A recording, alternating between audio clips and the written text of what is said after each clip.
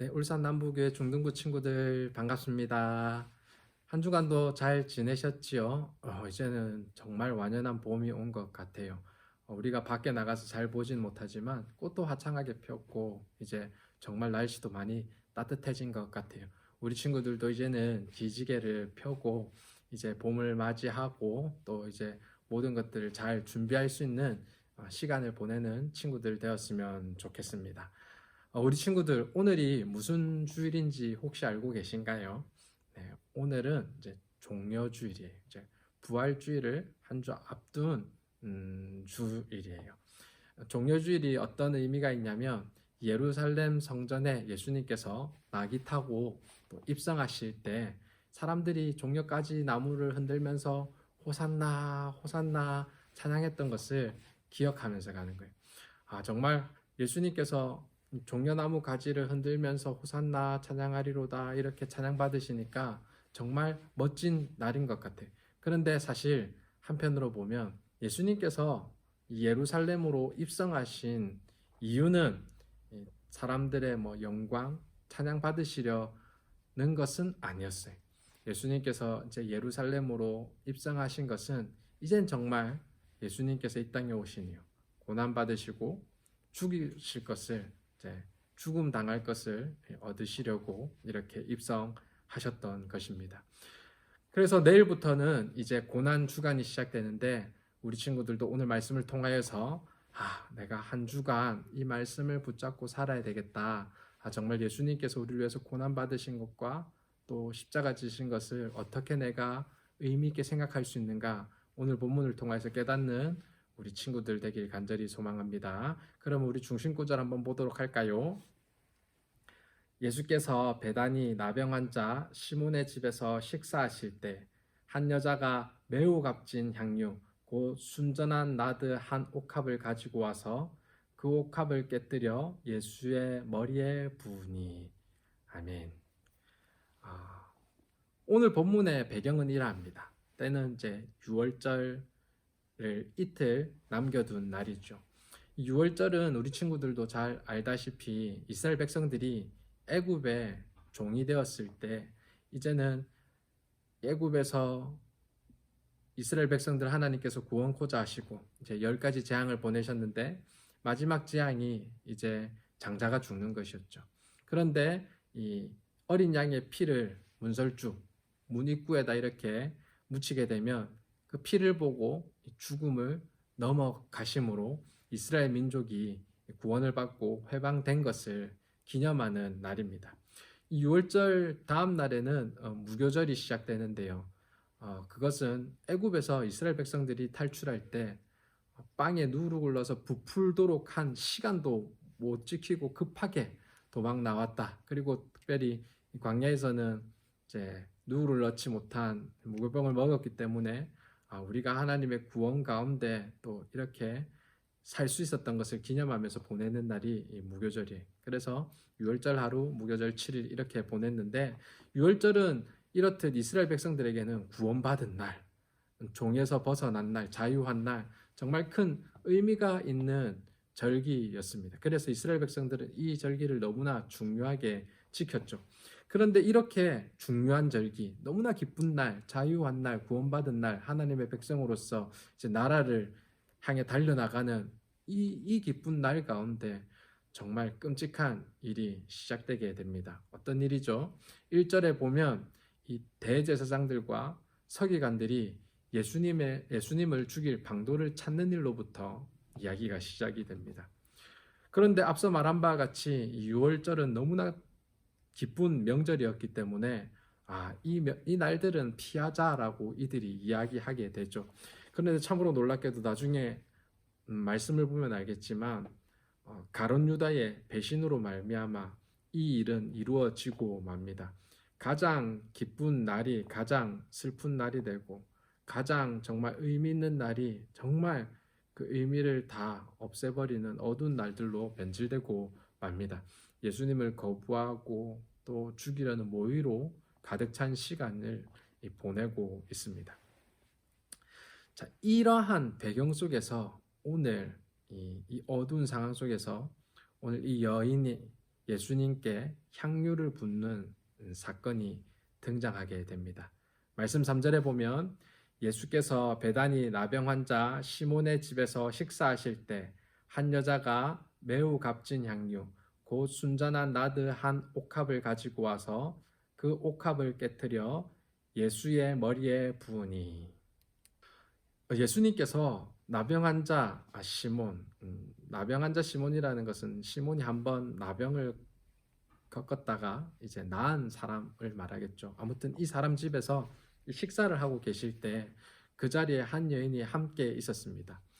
아마 예수님께서 너무나 좋아하셨던 베다니에 살고 있는 나사로, 또 마르다의 또 형제인 마리아가 그 여인이 아닐까 이렇게 보고 있습니다. 당시 이 귀한 손님이 오면 귀한 손님에게 그 발에 향유를 붓는 일은 유대인의 식사 관습에서는 흔한 일이었습니다.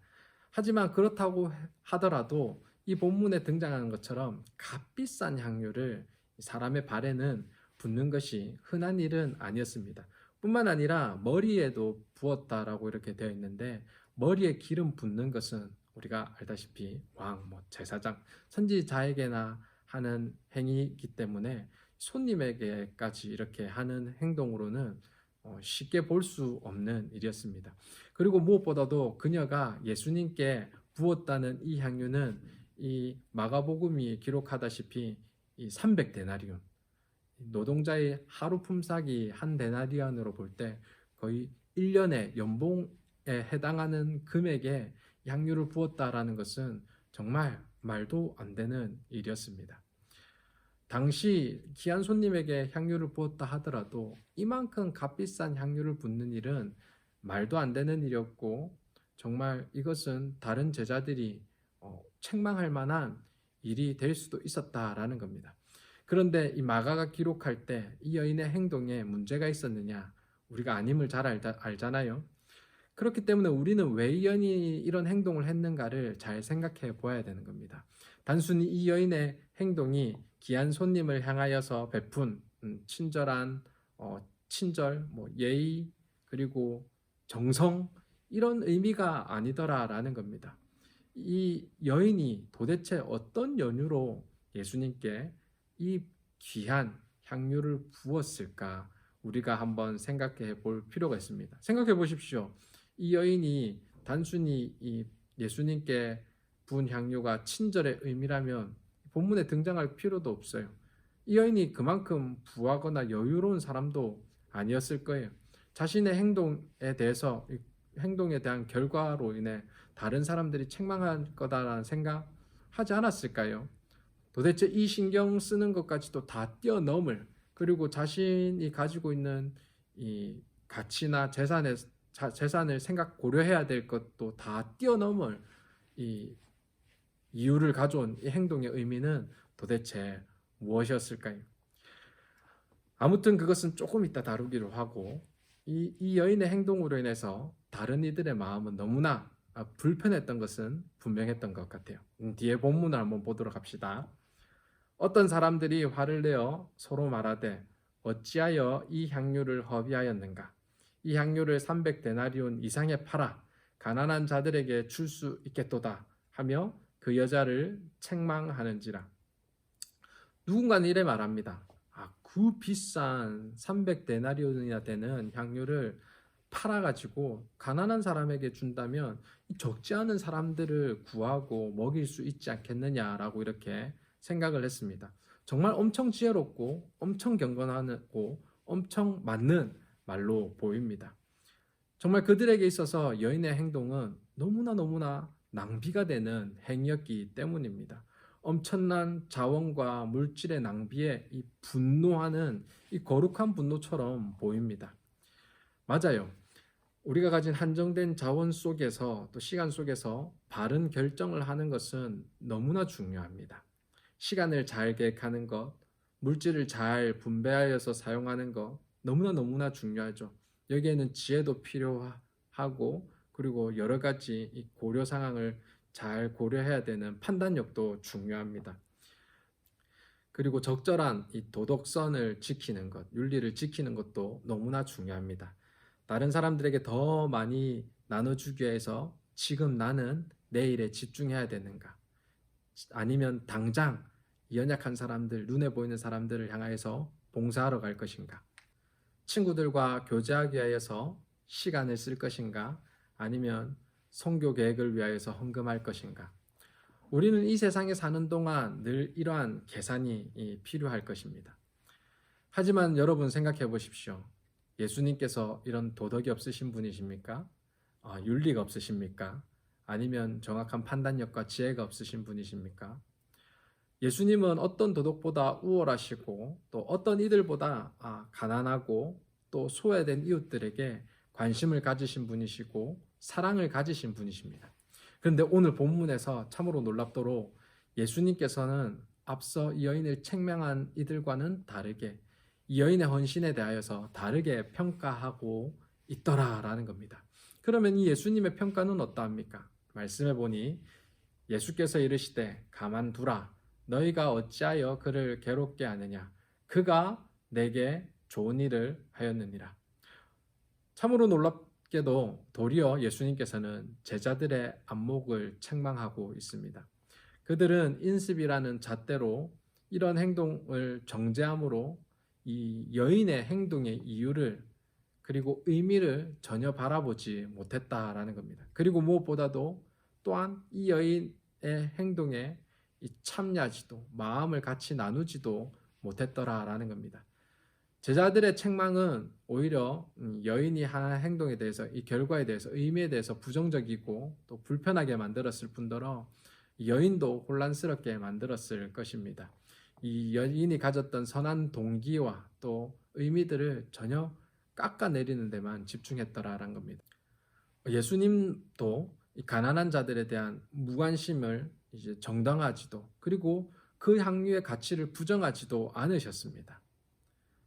그럼에도 불구하고 예수님은 제자들이 아니라 여인이 행한 행동이 정말 더 선하고 가치 있고 좋은 일이다라고 이렇게 선언하셨습니다. 예수님께서 이 여인의 행동을 왜 좋은 일이다라고 표현했을까요? 단순히 자신에게 큰 일을 행했다고 많은 걸 줬다고 베풀었다고 잘했다 옳게 옳은 일을 행했다라고 이렇게 칭찬했을까요? 아니요, 그렇지 않습니다. 예수님께서 하신 다음 말씀을 한번 보십시오. 가난한 자들은 항상 너희와 함께 있으니 나는 너희와 항상 함께 있지 아니하리라. 제자들은 그들이 예수님께 헌신하고 예수님께 기름을 부을 수 있는 기회가 얼마 남지 않았다는 것을 알았어야 했습니다. 여러분 지난주 말씀 기억나나요? 어떤 말씀이었죠? 어떤 배경이었죠? 이 두 제자가 예수님께 나와서 하나는 우편에 하나는 좌편에 앉게 해달라고 요청하는 본문이었습니다. 근데 이 두 제자가 왜 하나는 좌편에 우편에 앉게 해달라고 요청을 했었나요? 예수님께서 곧 죽으실 것과 또 3일 만에 부활하실 것, 고난에 대해서 설명하실 때 이렇게 요청을 했습니다. 왜 그렇게 요청했습니까? 죽으심이 뭔지, 이 부활이 어떤 일인지 알 수는 없어요. 그런데 예수님의 말씀을 들어보니까 막연하게 뭔가는 일어나겠다. 무슨 일은 일어나겠다. 정말 큰 일은 일어나겠다 싶으니까 내가 그때 높아져야지. 예수님 근처에 있어야지. 우편에 좌편에 심판대에 같이 앉아야지. 이렇게 했던 거예요. 그런데 참으로 놀랍게도 예수님께서 죽으실 것과 고난 받으실 것과 이 부활하실 것에 대해서 똑같이 들은 이 여인의 행동은 전혀 다른 행동이 일어났더라는 겁니다. 많은 신학자들이 그래요. 이 여인도 예수님의 죽으신 것과 고난 받으실 것, 부활하실 것을 온전히 이해는 못했을 것이다. 하지만 제자들과 마찬가지로 분명히 무슨 일은 일어날 것이다. 예수님한테 분명히 큰 일이 일어날 것이다.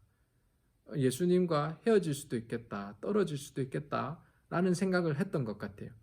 두 제자들은 이런 상황 속에서 높아지려고 했지만 이 여인은 예수님과 헤어질 수 있겠다. 예수님께서 큰 일을 당하실 것 같다라는 마음이 들었을 때 오늘 한 행동은 정말 우리가 예수님의 고난 앞에서 또 예수님의 이 죽으심 앞에서 우리는 어떻게 해야 될지 보여주는 분명한 근거가 되더라라는 겁니다. 마가의 기록과 같이 그녀는 이 예수님의 급격한 어떤 일이 일어날지 모르는 상황 속에서 예수님과의 이별을 준비했고 장례를 준비하며 이 일을 감당하게 된 것입니다. 이 큰 일을 당할 때 이 자기 자신의 안위와 자기 자신의 위치를 고민하고 생각한 제자들과는 다르게 이 여인은 예수님께서 큰 일을 당하실 것, 고난받으실 것, 그리고 죽으실 것에 대한 마음으로 가득 차 있었더라라는 겁니다. 단순히 이 여인이 부은 향유가 어떤 선물, 호의, 정성의 의미가 아니더라라는 겁니다. 마지막으로 예수님께 할 수 있는 일 중에 자기가 할 수 있는 가장 큰 일을 행하였다라는 겁니다. 이 일, 예수님께서 죽으실 것, 고난 당하실 것에 앞두고 행한 일은 단순한 금액이나 단순한 가치로 도덕이나 물질적인 것으로 판단할 수 없는 일이더라라는 겁니다.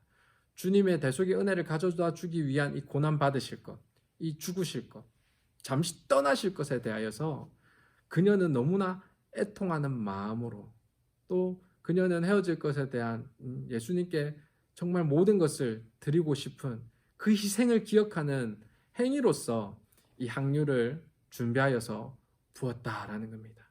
이것은 그녀가 예수님의 죽으실 것과 예수님께서 고난받으실 것에 대한 이별에 대한 대처이고 그리고 장래에 대한 예배더라라는 겁니다.